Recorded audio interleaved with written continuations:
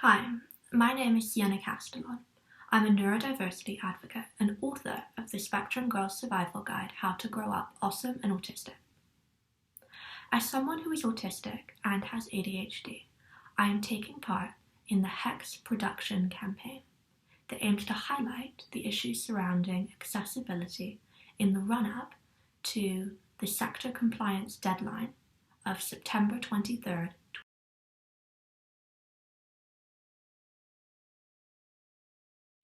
What does good digital accessibility mean to me personally?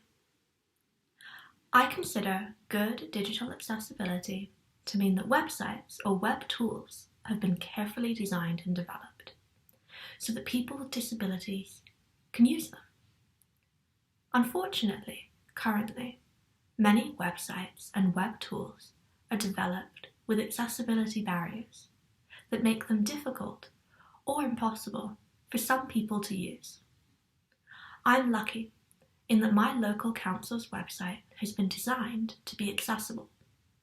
I really appreciate this because it shows me that my council is inclusive and values disabled people.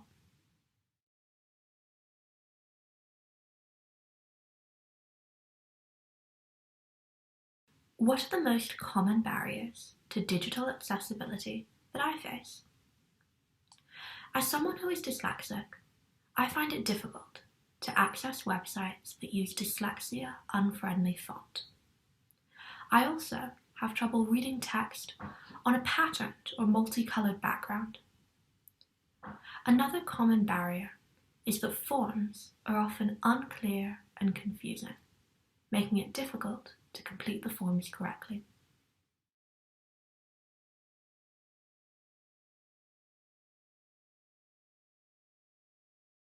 What are my top 3 digital accessibility must-haves and why? For me, the first would be to use a sans serif font because these fonts are plain, evenly spaced, and don't have any hooks on the end of the letters, which can be difficult to read. The second would be to avoid using a hard white background, since this can be harsh and make text harder to read. I would suggest using an off-white or coloured background that provides sufficient contrast levels between the background and the text, but that isn't too bright. The third is to avoid using busy, patterned backgrounds or distracting surrounds.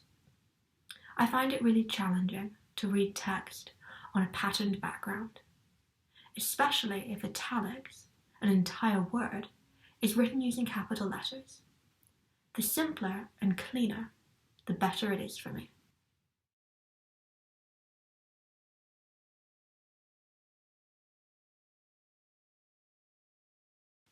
Have I ever found it impossible to access information on a website, and what would I do in that circumstance? I often have difficulty accessing information on websites. I have the greatest difficulty with websites that are really cluttered and busy and have too much going on. I usually give up and look for another website that provides the same information but that is more user-friendly.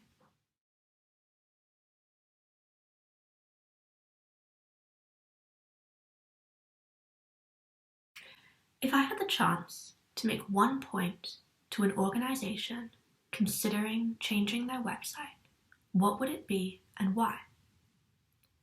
Designing a website to be accessible does not just benefit disabled people.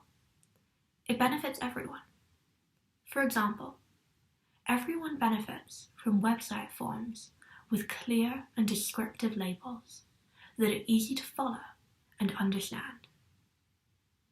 One of the biggest benefits of having an accessible design is that it improves the overall user experience, enhances an organization's brand, and extends the organization's market reach to a larger audience.